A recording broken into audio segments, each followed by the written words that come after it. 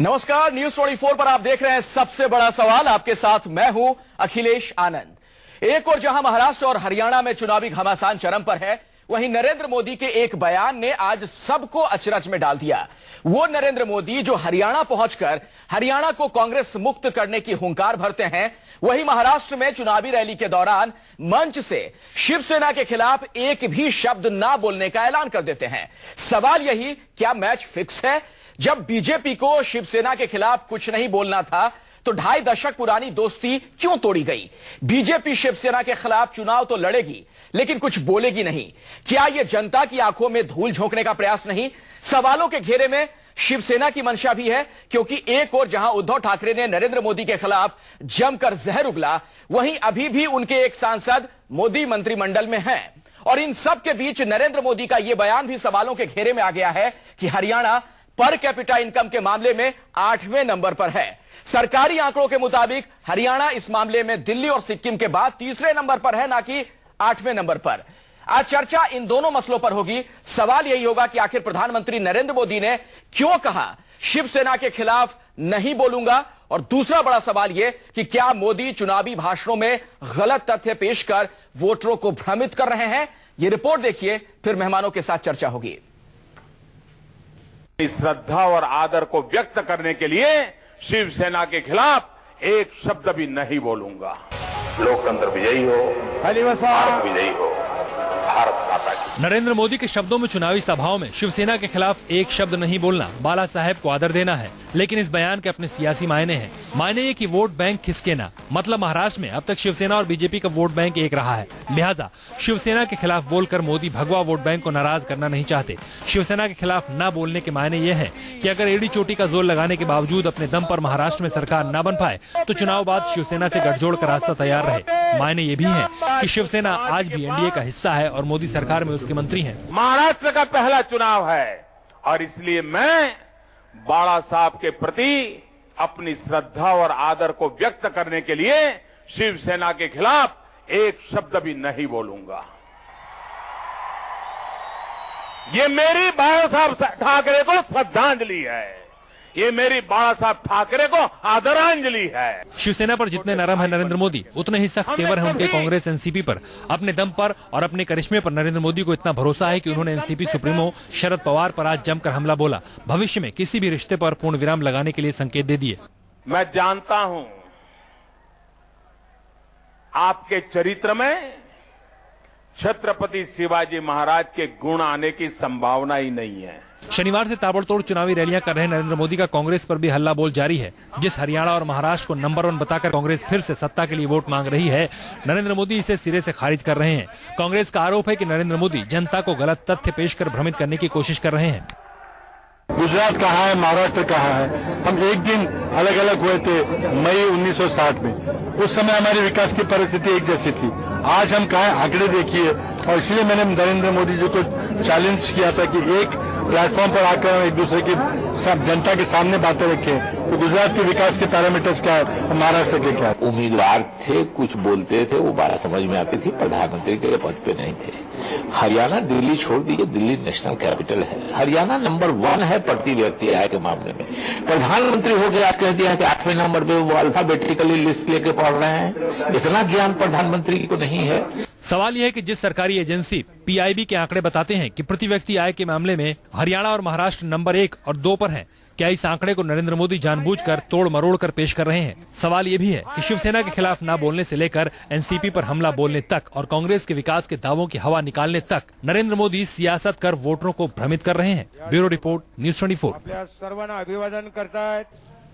जी हाँ, तो सवाल कई हैं और इन तमाम सवालों पर मैं जवाब लूंगा। मेरे साथ कई खास मेहमान जुड़ रहे हैं।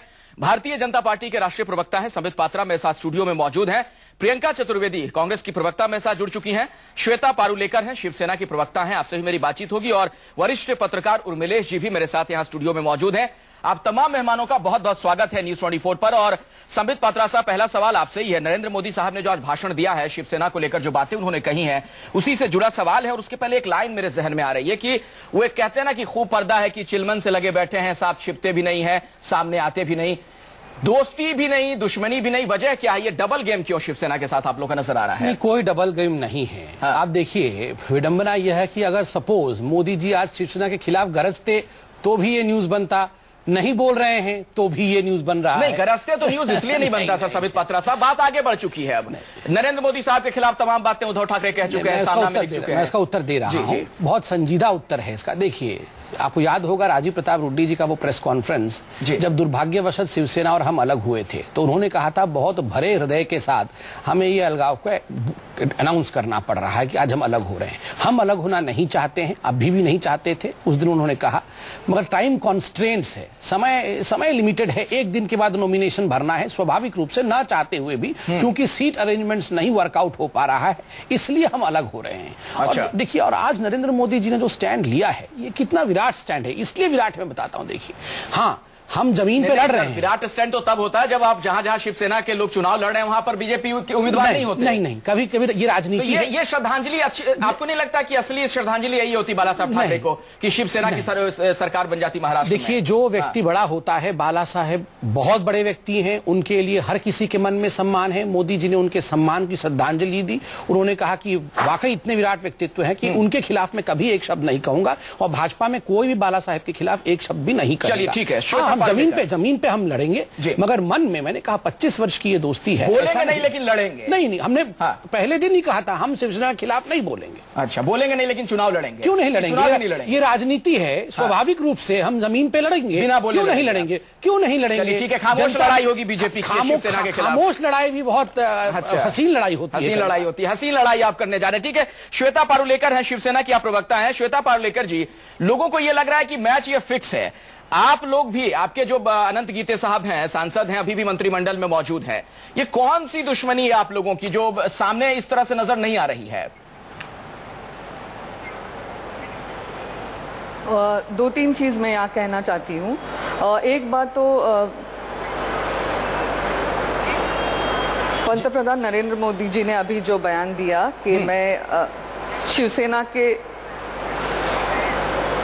के प्रति कुछ नहीं बोलूंगा क्योंकि बाला साहब जी को वो आदर करते हैं जी।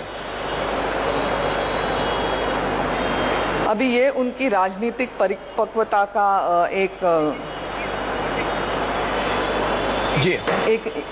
राजनीतिक परिपक्वता की एक मिसाल है जी। तो मुझे लगता है जो हुआ सीट के बंटवारों में बहुत अच्छी बात नहीं हुई, और दोनों पक्षों को, बीजेपी और शिवसेना दोनों को ये चाहते थे कि ये बंटवारा टूट ना जाए, महायुति टूट ना जाए, और पॉलिटिकल डिप्लोमेसी कहीं कम पड़ गई। ये दुख की बात है। खत्म की जा सकती है ना, हाथ तो कभी भी मिलाया जा सकता है, दुश्मन कभी भी दोस्त हो सकते हैं। आपको अगर लग रहा है कि राजनीतिक तौर पर बहुत ही परिपक्व काम किया नरेंद्र मोदी साहब ने, जो बात कही है, तो उस परिपक्वता का आप लोग फायदा उठाइए, एक साथ चुनाव लड़िए। अलग अलग राहें क्या? उसके पहले उद्धव ठाकरे ने भी नरेंद्र मोदी साहब को लेकर तमाम बातें कह दी थी। यहां तक उन्होंने कह दिया था, संपादकीय जो लिखा था उन्होंने सामना में, कि नरेंद्र मोदी को जानता कौन था, और गुजरात दंगों के बाद बाला साहब ठाकरे ने मोदी को बचाया था। इस हद तक फिर आप लोग क्यों गए थे? शिवसेना मोदी जी के साथ थी, ये उद्धव जी ने बार बार बताया है, और अभी भी वो जब भी उनके रैलीज में यही कहते हैं कि नरेंद्र मोदी जी के बारे में बहुत आदर है। और रही बात अभी जो सिचुएशन है, अभी शिवसेना उसके बहुत आगे निकल गई है जी। ठीक है, प्रियंका चतुर्वेदी जी, जनतंत्र जी, प्रियंका चतुर्वेदी कांग्रेस की प्रवक्ता मेरे साथ मौजूद है। प्रियंका जी, इतना तो अंदाजा आपको हो गया होगा संबित पात्रा साहब को सुन के और श्वेता पारुलेकर जी को सुनकर कि अंदर खाने ऐसा लगता है कोई ना कोई सहमति है, दुश्मनी उस हद तक नहीं है जैसा कि लोग समझ रहे हैं, या जनता के बीच जो चीजें जा रही हैं। कहीं आप लोग भी अब एनसीपी से इस लेवल पर बातचीत तो नहीं करेंगे कि वहां कुछ इस तरह की अंडरस्टैंडिंग आप लोग को भी बन जाए? नहीं, हमारी अंडरस्टैंडिंग जो भी है और जो भी ब्रेकअप हुआ है वो बहुत स्पष्ट है, और देश की जनता, जो महाराष्ट्र की जनता देख रही है जो ब्रेकअप हुआ है, जिस तरीके की बातचीत चल रही है, तो बहुत क्लियर है कि जो अगर साथ में चलते तो साथ में झगड़ते, अगर अभी नहीं है तो हम अपने अपने इलेक्शन लड़ रहे हैं।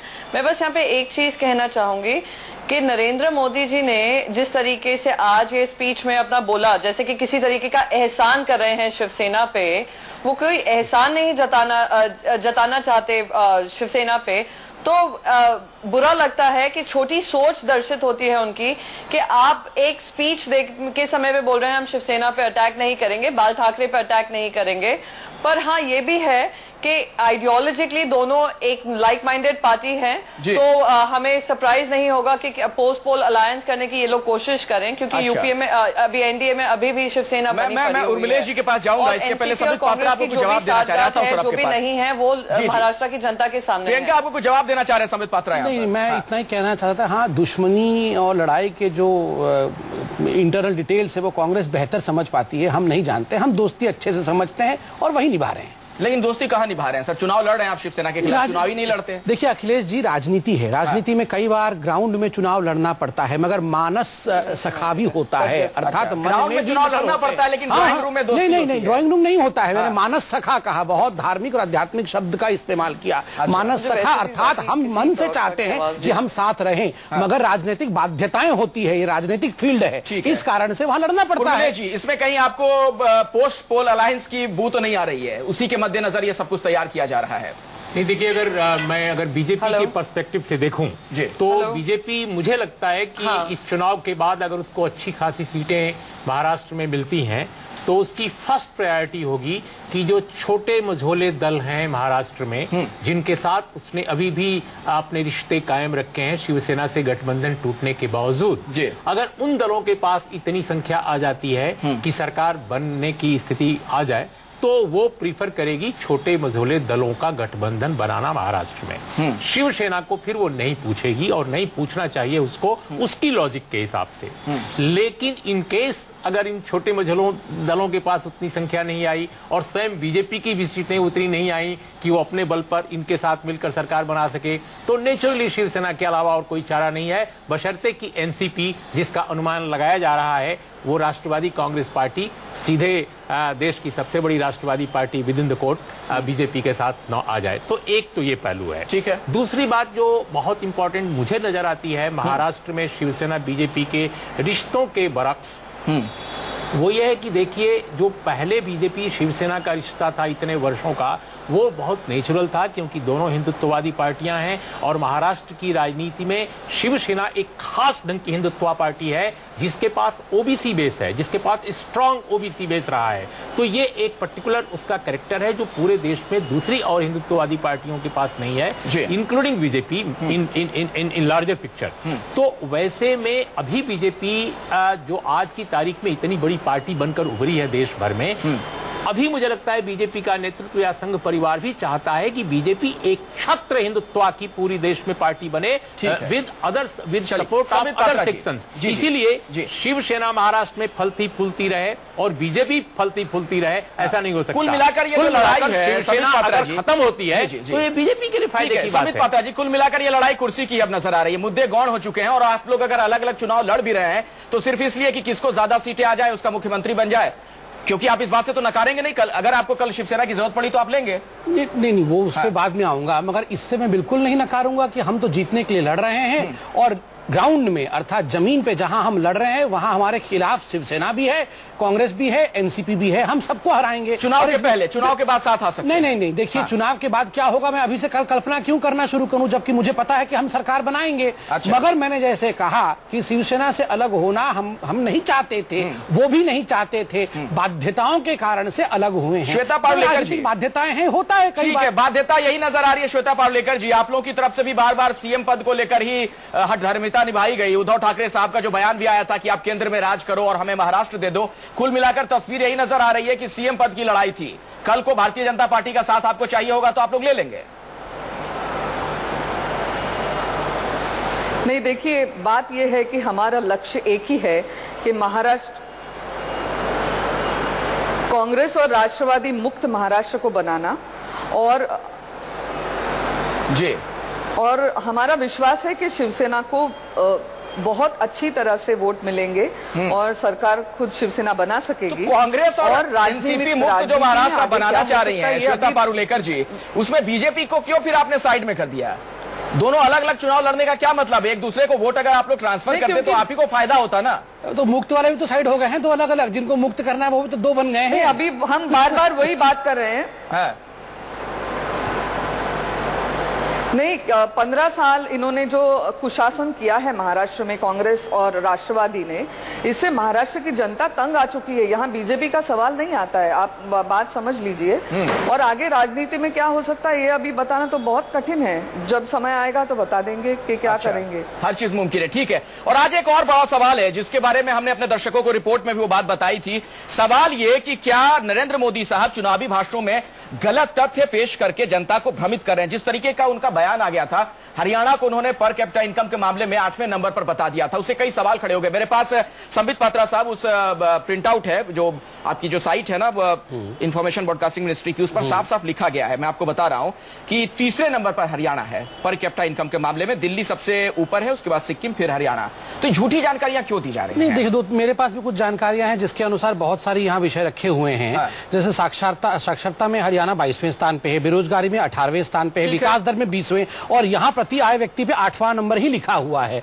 और वो अखबार की कटिंग सर आप लेकर आए, मेरे पास जो आपकी सरकारी साइट है होगा जरूर होगा। मैं प्लानिंग कमीशन के भी कुछ आर्टिकल्स जानता था कि ये प्रश्न उठने वाला है, वो भी लेके आया हूँ। तो वहां भी पिछली बार 8वें, मतलब पिछली बार, शायद ये इस बार 2012-13 का पिछली बार वो उसमें 8वां लिखा हुआ है। तो वो देखिए, ये 8 और 3 के खेल आप लोग करते रहिए, हम 21 बन जाते हैं, हम 21 हो जाएंगे। 8 और 3 के खेल बोलने की जरूरत क्या थी? प्रधानमंत्री नरेंद्र मोदी क्यों ये बातें कह रहे हैं? देखिए, मंच से कभी भी डेवलपमेंट का विषय बोला नहीं जाता है। और दूसरी बात देखिए संबित पात्रा साहब, जब आप ये बात कह रहे हैं, एक मिनट मैं एक सवाल इसमें जोड़ दूं, उसका भी आप उत्तर दीजिएगा। जब आप ये कह रहे हैं ना पर कैपिटा इनकम की बात कर रहे हैं, तो उसमें सबसे ऊपर दिल्ली है, और दिल्ली में भी आपको पता है कांग्रेस की सरकार कब से है। श्रेय तो दीजिएगा कांग्रेस। मैं इसको उत्तर दे रहा हूं। देखिए, सबसे महत्वपूर्ण विषय जो मैं कह रहा था कि development, per capita income, growth rate, ये सब आंकड़ों के जंजाल से जनता को मतलब नहीं है। जनता को डेवलपमेंट महसूस हो जाता है। अगर दिल्ली में दरकिनार कर दिया कांग्रेस को तो नहीं, चर्चा हम छेड़ेंगे भी, हम आगे भी छेड़ेंगे, मगर याद रखिए डेवलपमेंट का जो विषय है वो महसूस करने वाला विषय है। मैं यहाँ 36,000 आंकड़े पढ़ने से कुछ नहीं हो जाता है, मगर लोग अगर महसूस करते हैं गुजरात में बहुत अच्छा डेवलपमेंट हुआ तो 4 बार नरेंद्र मोदी जी को जिता देते हैं। लोग दिल्ली में महसूस करते हैं शीला दीक्षित जी ने करप्शन किया तो लोग हमेशा के लिए हरा देते हैं। प्रियंका चतुर्वेदी कुछ कहना चाह रही हैं? देखिए, मैं संबित जी की बात सुन रही थी और मैं बीच में मेरा फोन डिस्कनेक्ट हो गया था, तो उनका जवाब नहीं सुन पाई थी।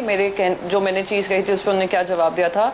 पर देखिए, ये बहुत क्लियर है और ये एस्टैब्लिश्ड फैक्ट है कि हमारे प्रधानमंत्री जी को आंकड़ों से बड़ी तकलीफ है। जब जनरल इलेक्शंस में भी रैलीज कर रहे थे तो उन्होंने चाइना के जीडीपी के बारे में कुछ कहा था, उन्होंने सर क्रीक के बारे में कुछ कहा था, उन्होंने बहुत सारे आंकड़े सुनाए थे लोगों को, जो बहुत हर तरीके से, काफी तरीके से हमने चैलेंज किए थे, झूठ निकले थे, पर वो रैली में बोलकर निकल जाते हैं। और अभी भी हरियाणा में भी हम देख रहे हैं किस तरीके की रैली में बोलकर निकल जाते हैं। इससे सवाल खड़ा होता है, एक मिनट आता हूं, संबित पात्रा बोल रहे हैं डेवलपमेंट एजेंडा, आपने जो बात कही उससे जुड़ा एक सवाल है। उनकी छोटी सोच है, रैली में बोलकर निकल जाते हैं। उर्मिलेश जी, ये जो हिट एंड रन है जिसकी तरफ प्रियंका चतुर्वेदी इशारा कर रही हैं, प्रधानमंत्री नरेंद्र मोदी जो पहले एक नेता थे, पार्टी के नेता थे, रैलियों में जो बातें कहते थे उसका भी मतलब था, लेकिन अब वो देश के प्रधानमंत्री हैं। क्या अभी भी उनका ऐसा आचरण होना चाहिए? एक संवैधानिक पद पर है वो। देखिए, होता यह है अखिलेश की कई बार जो आंकड़े हैं, जैसे इस बात पर मैं संबित से बिल्कुल सहमत हूँ, इनकी बहुत सारी वैचारिक बातों से असहमत होने के साथ, कि भाई जो आंकड़े हैं वो जनता को नहीं समझ में आते। जनता का जो परसेप्शन बनता है, जो उसकी धारणा बनती है किसी के बारे में, क्या मिल रहा है लोगों को, कैसा माहौल मिल रहा है, बिल्कुल क्या अचीव हो रहा है, आप आंकड़ों में लगातार बताते रहिए कि ऐसा है वैसा है। अब देखिए, पिछले लोकसभा चुनाव से के पहले आप देख रहे थे कि चारों तरफ प्रचार हो रहा था गुजरात देश का सबसे विकसित राज्य है, और गुजरात के विकास की ऐसी गाथाएं सुनाई जा रही थी कि वो कल्पनातीत थी, और उसमें बहुत सारा गलत आंकड़ा था। गुजरात के विकास के बारे में इतने गलत आंकड़े परोसे गए, लेकिन जनता ने उसको बिल्कुल सही माना। क्यों? क्योंकि लोग जो है यूपीए 2 की रिजीम से इतने नाराज थे कि उस सरकार को पुनः दोबारा नहीं लाना चाहते थे, और उनको नरेंद्र मोदी की अगुवाई में एक ऐसा विकल्प दिखा कि ये व्यक्ति या ये पार्टी या ये गठबंधन शायद यूपीए 2 को रिप्लेस कर सकता है। तो ये परसेप्शन की लड़ाई है, केवल आंकड़ों की नहीं है। एक मिनट, प्रियंका जी आता हूं आपके पास, लेकिन सोनिया गांधी ये कह रही हैं संबित पात्रा साहब कि जो बहुत चिल्लाता है वो सच्चा नहीं होता है। वो भी ये चिल्ला चिल्ला के कह रही थी, मगर आप देखें, मैं वो भाषण को सुन रहा था, यही बात वो बहुत चिल्ला चिल्ला के कह रही थी, इसलिए उसका उत्तर तो मिल गया। मगर अब देखिए, आंकड़ों वाले विषय में एक उदाहरण देता हूं 10 सेकंड का। आप देखिए, अगर मोदी जी कहें कि प्रति घर में, आंकड़े क्या है कि प्रति घर में 4 रोटी दी जा रही है, जनता खुश है। अब रोटी है नहीं, आंकड़े में रोटी लिखा हुआ है, तो जनता वोट दे देगी क्या? जनता देखेगी मेरी थाली में वाकई 4 रोटी रखे हुए हैं कि नहीं, तब जाके वो वोट देगी। मोदी जी ने जो आंकड़े कहे, 4 रोटी कहे, तो गुजरात में 5 रोटी रखी हुई थी, तब जनता ने जाके वोट दिया है। आंकड़ों पे मत जाइए। लेकिन आंकड़ों पे नरेंद्र मोदी साहब गए ना, क्यों मैंने कहा हरियाणा को 8वें नंबर पर, मैंने अभी आपको दिखाया, और बड़ी सहूलियत से दिल्ली को भूल गए जो कि नंबर 1 पर है। दिल्ली को तो जनता भूल गई ना, कांग्रेस को, तो क्यों बार बार उसको याद दिलाया जाए?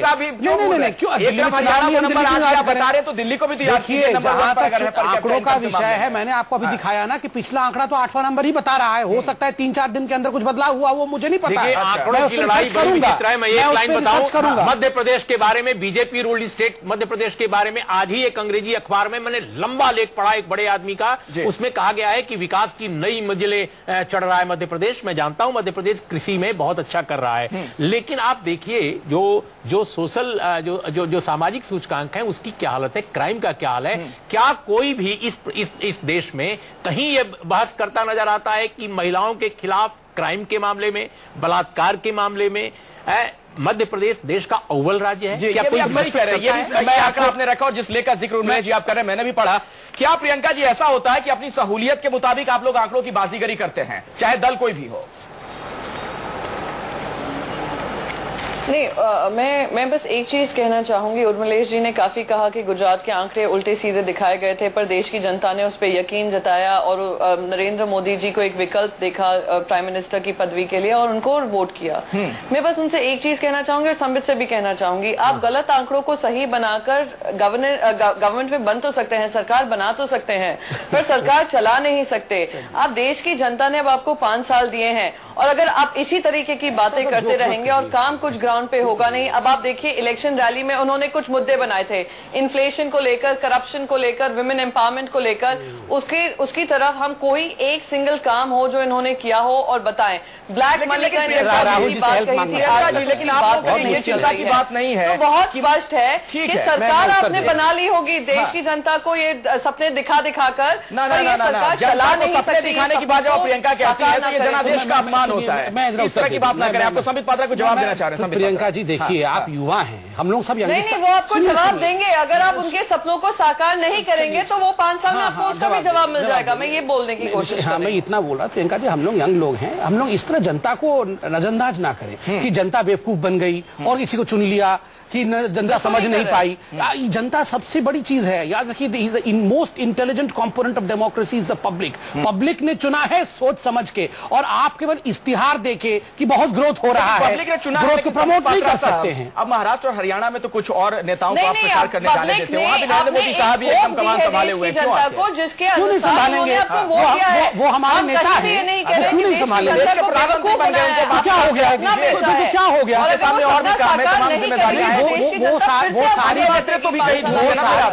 सारी जिम्मेदारी किस तरह संभाल रहे वो आप, मैं और प्रियंका सब जानते हैं। चलिए, अमेरिका जाते हैं, आके जेट लैग भी खत्म नहीं हुआ कि वो चले जाते हैं सफाई अभियान पे। मीडिया परेशान, हैरान परेशान है अपने कांग्रेस के प्रवक्ता की, हमें भी सोने नहीं दे रहे हैं। ये तो प्रधानमंत्री, वक्त मेरे पास इतना ही है। आप तमाम मेहमानों का इस चर्चा में शिरकत करने के लिए बहुत बहुत शुक्रिया। और वाकई जिस तरीके से चुनाव की तारीखें नजदीक आ रही है, महाराष्ट्र और हरियाणा में ये चुनावी जंग बहुत ही दिलचस्प होता जा रहा है।